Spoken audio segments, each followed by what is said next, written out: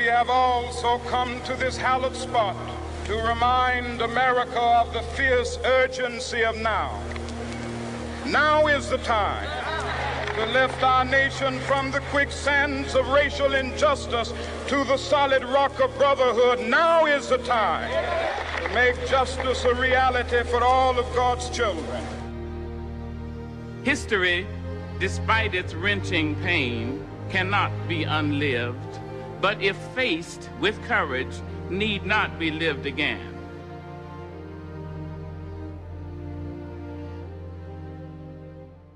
Hello, my name is Ralph Morris, and I'm the administrator of the African American Museum of Leesburg. And on behalf of Black History Month, I want to welcome you to our museum. I just wanted to start off in our foyer here and give you a little background about the museum and a little introduction to it. The museum was created in 2007. It came about as from a lawsuit for a disproportionate pay between people of color and white people who were working at the hospital. Out of that lawsuit that was brought by NAACP and Mr. Poole was created the Community Development Corporation of Leesburg, which is the parent for the museum. And in 2007, the museum was originated and founded in order to help give the neighborhood that history and that strength of courage, that strength of empowerment. What we have in the foyer is an introductory to not just museum, but to Mike Street. We have everything here from Mr. Poole here from the NAACP, as well as behind me over my left shoulder, you see a picture of the namesake, Mr. Mike, whose street is named after, whose family was one of the originators and been here since the 1850s and 1860s. We also have proportions from an early parade that used to come down here called the Watermelon Parade, which is over my right shoulder. And you see a number of different artifacts, including pieces from the Tuskegee Airmen, which we have living in Leesburg. Some of the original Tuskegee mechanics for those planes live right here, as well as Dr. Johnson, or Mr. Johnson, who was the first black pilot that we know of here in the state of Florida. So that's just an introduction to what you'll see and some of the wonderful artifacts you'll be able to see in the Leesburg African American Museum. I think Black History Month is symbolic of the successes, the struggles of African Americans in America. I think recognizing Black History Month instills pride and instills the historical significance of African Americans, especially for our younger generation, for younger kids to really research and understand the struggles that they are afforded, the great opportunities they enjoy now, the right to vote, the right to equal pay, the right to be able to sit on wherever you want on a bus. I mean, I think sometimes we take it for granted that we can go in a restaurant and sit at a lunch counter beside people who may be of a different nationality than ourselves. And I think for young African Americans, it's very important and very vital to understand the struggle, the fight, the people who lost their lives, for the simple right to vote. Infrastructure in our communities, many times it is second nature for us to really think about, good pipes under the ground, where water flows, adequate living conditions, great quality of life. I think now we kind of expect, quality of life for everybody is equal, but many people have to fight and lost their lives for us to have, equal rights, equal protection under the law. That Constitution, that all men are created equal. People really held that true and fought for us to really get appreciated for all men are created equal. So I think it's very important for Black History Month for us to really highlight the successes and the accomplishments that African Americans gave to America. Some of the earliest families that settled here in Leesburg and originated what we know now as the other side of Leesburg were some of the names that are well known, like the Dabneys, which is one of the first families that came here, and some of the high schools and even the soccer field and the football fields is named after. Other names that are here are the Johnsons and Mr. Scarborough, Rufus Scarborough, who was one of the first people to build on Mike Street, even before Mr. Mike, who the namesake carries, is here. In fact, Mr. Scarborough's granddaughter, his third generation, Miss Everett, Dorothy Everett, is one of the people who still remains and lives in that house here on Mike Street today. I am 82 years young. I was born April 1931 in Leesburg, Florida, 211 Mike Street. My grandfather, Rufus Scarborough, is the first generation. I'm the third generation. This is Rufus, my grandfather. This is Mary, my mother. He's the father of my mother. He migrated here from South Carolina during the time of slavery. And as a young girl, I used to sit on the floor in front of the fireplace that we have in the house across the street, and he would tell the stories. Incidentally, my grandfather passed when I was 16 years old, my junior year in high school, the Old Lake County High School, the first high school built for minorities in the city of Leesburg in the county of Lake. Anyway, he would tell the story, and to me, it was unbelievable.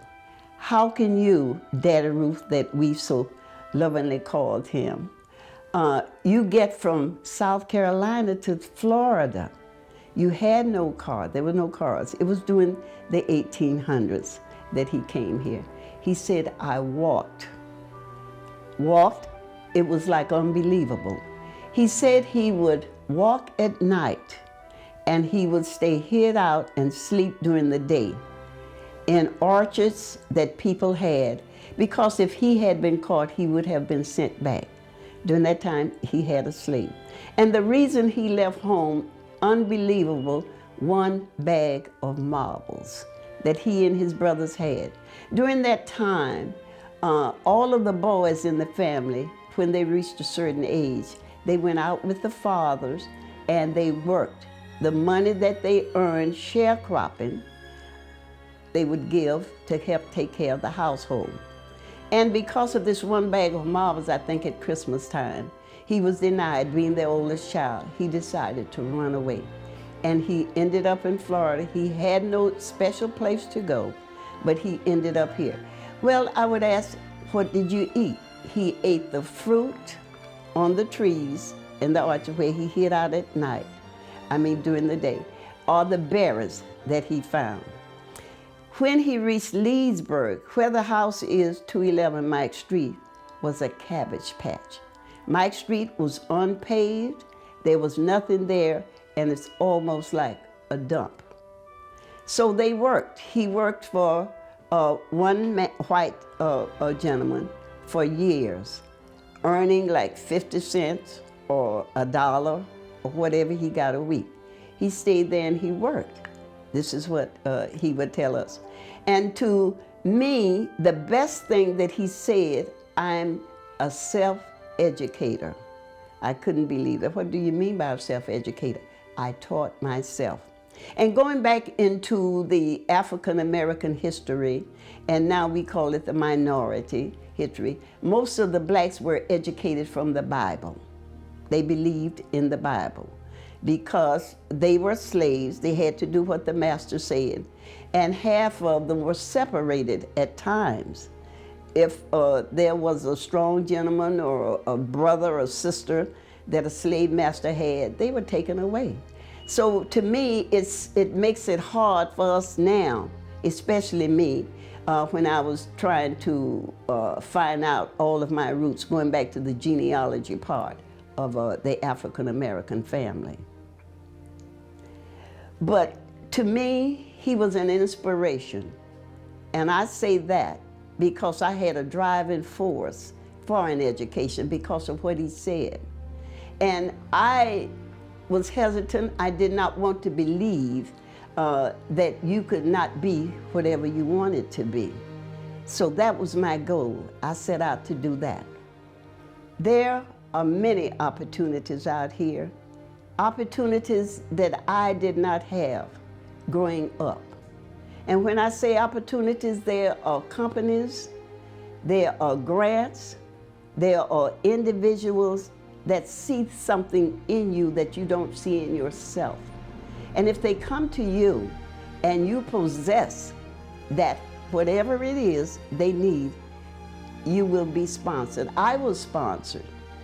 Leaving Little Leesburg, Lake County, Dabney Elementary School, the first minority or black elementary school that was built after the old Lake County Training School was demolished in 1954. I was sought out, and I was the last minority after the one that was chosen in Texas to receive a federal grant to go on to do graduate work. I took that as a stepping stone. The stepping stone from being certified in reading at the University of Florida in 1967, before integration, under the directorship of Dr. George Spach, who was a reading professor at the University of Florida. At that time, a whole world opened up to me because I had never been in a white institution before, specifically the ones that's supposed to be #1 in the state of Florida, the University of Florida, the Great Gators. So, being there, I won't say I was ostracized, but I was put in a part of the dormitory, only me. But you know what? That did something to me. It said to me, Dorothy, you a diamond in a field of rubies. You had to be to get here. And I would say to each kid, regardless of who you are, what part of the world you come from, if you put into a situation, keep your mouth closed, your eyes open, and your ears open until you find out what's going on. After I got there, I became highly motivated. And I began to say, I know I'm somebody. Keep your personal appearance intact, your moral value and your respect, and you will give the world something to wonder about.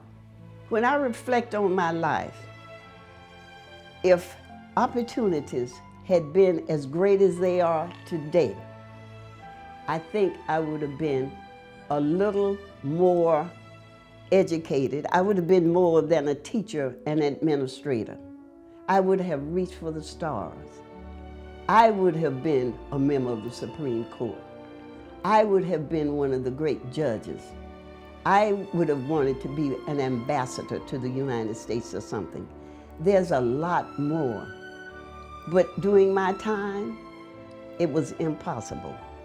The only thing when you graduated from high school, especially here in Leesburg, since I had not traveled, you were either a teacher or a preacher.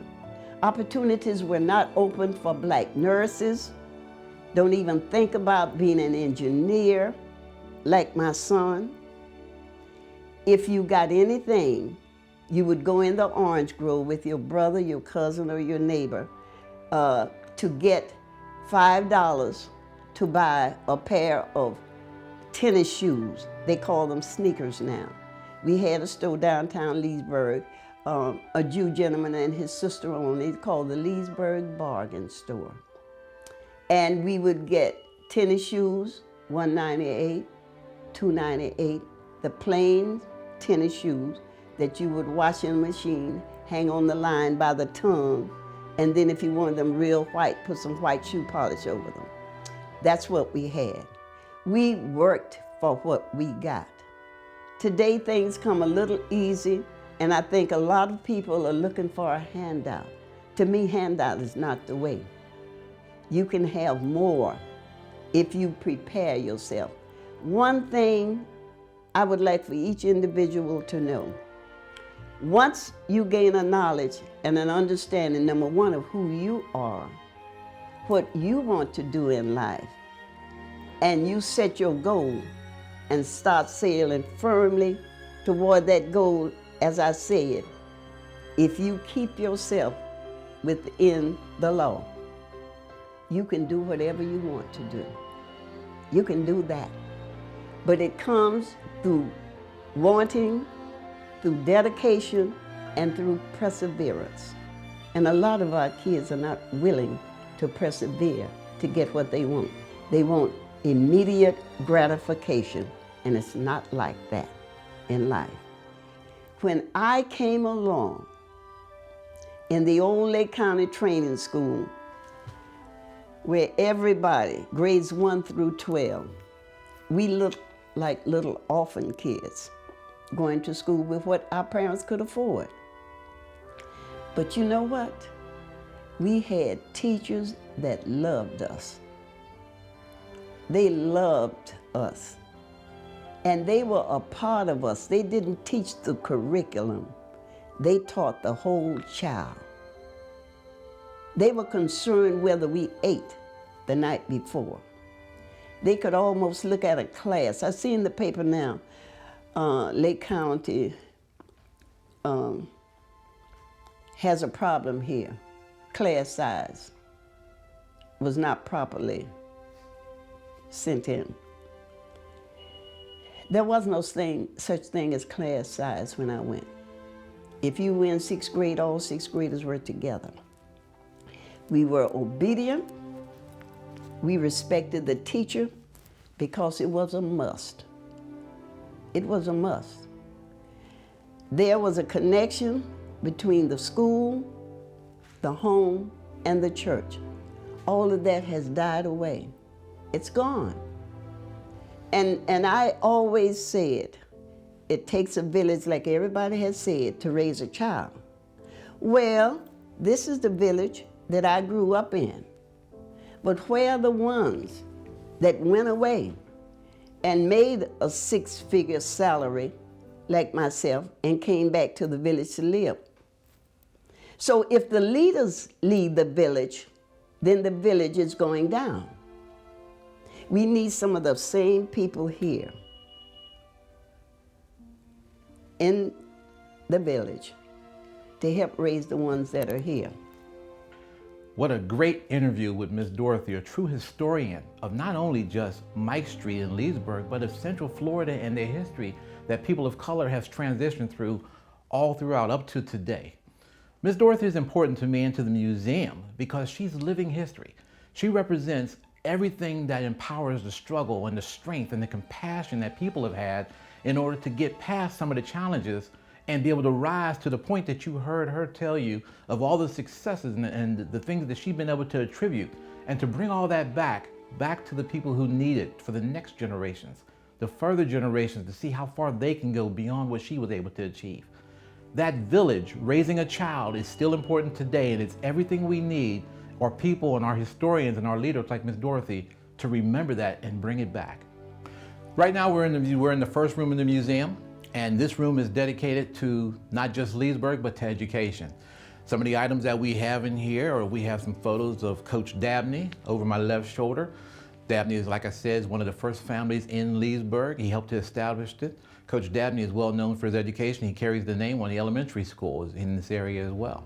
You all have some information here about the Lake County Training School.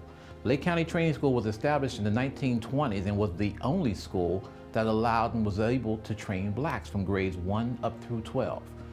It was the only school that blacks had been able to attend. The principal of that school was Principal Johnson.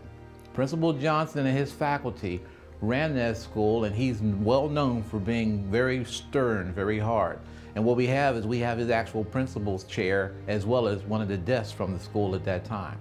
Some of the other items in here we have is the uniform for Mr. Sweetwine. Mr. Sweetwine had played a pivotal part in the establishment and the advancement of the Boy Scouts of America in the Lake County and Leesburg area. So those are some of the items of importance here, and it goes way beyond them. And you'll see a lot of those as you come through the museum. So this is the room of education that we have here in the Leesburg African American Museum. It's dedicated to education not of the Leesburg families, but education as a whole, as an industry. What we also have here is some of the founding parents and founding fathers and families of Mike Street as well as Leesburg. Over my right shoulder, you see a picture of the families of Mr. and Mrs. Sanders, who were one of the originating families settling in this area. Along with them are photos of all their children. Now that home began as their home and then escalated into what we know now as the Sanders Boarding Home, which still stands on the street here today. We also have in this room is information about the Lake County Training School that we talked to you about. We have pictures from that time. We also have pictures from the Dabney Elementary School that are in this room, and it also has photos of some of the people that you may remember and recognize as you're going through here. So that information, as well as some of the artifacts that have been brought back and donated, all of which come from this area, are things that you will notice and see as you come through our room of education here at the museum. Well, right now we're in the center of the museum. In this room, we have a lot of the items that have been put on exhibit from residents here in Leesburg that have traveled all over the world and brought back and donated those items here to be seen. Everything from original weapons and artifacts that were brought back. As you can see, some of them go back, way back, and we're dating them. It could be as far back as the Revolutionary War, based on the metal that's on the back of the weapons. It wasn't done after that time. To some of the original African artifacts of the Zulu spear and the Zulu shield. But we also have in here things more up to date pertaining to Leesburg and Mike Street. What we have is we have the original office of Mr. John Durden. John Durden is the first black attorney that Lake County's had. His office is located right across the street. And one of the most prominent people you'll see, particularly here in Florida, is Mr. Virgil Hawkins. Virgil Hawkins played a key role. He was pivotal in the desegregation of what we know now in the University of Florida's law school. It was a lawsuit that he brought that originally was along with 3 other individuals that stopped them from being able to attend the school. And the lawsuit that came about beyond that lasted some 10 years. At the end of it, the school agreed to desegregate their law school on the consideration that Mr. Hawkins would agree never to attend the school. So it was his sacrifice that allowed us and the students that you see that go to that law school today. Without that, it would have never happened. So those are some of the individuals that we have here in this main room, as well as some of the dedication and the work that gets put into this room with a lot of the other smaller artifacts, everything from personal hygiene to the original shoe shine box that I'm sure you've seen in many occasions. That was the source of income for a lot of individuals at that time. So that's what we have in the centerpiece of our museum. Well, here we're in our Margaret Ward Youth Center. Now this is a very special place in the museum because it's focused by his namesake, Miss Ward, is focused on the community and the education of the youth. What we offer here is our extensive library of museum books, videos, educational material. We also offer the computers, which are internet-based. They have access to a lot of information, and that's what's important to us here, is to offer that information and making it accessible to the community as a whole, both children and adults alike. In this information, we're going to also be holding in the future our war museum dedicated to our vets, not just to the area, but those who have lived and served from Civil War on. We're going to be introducing a lot of the information from the vets, community, as well as maybe having an extra little snippet in here about Leesburg and Mike Street and the part it played in the development of Lake County as a whole. This month we set aside to just remind America that, everyone contributed to the success of America. It wasn't the 1%, it wasn't 5%, but everyone contributed. From the lowest to the highest, we all played a part in making America successful. We got to make sure that we're instilling that into even our generation now, that you have a part to play in making sure that our cities and our country is successful. I hope you enjoyed the special today, and I want to invite each of you to come down here to the Leesburg African American Museum on Mike Street and see everything the museum has to offer. Thank you.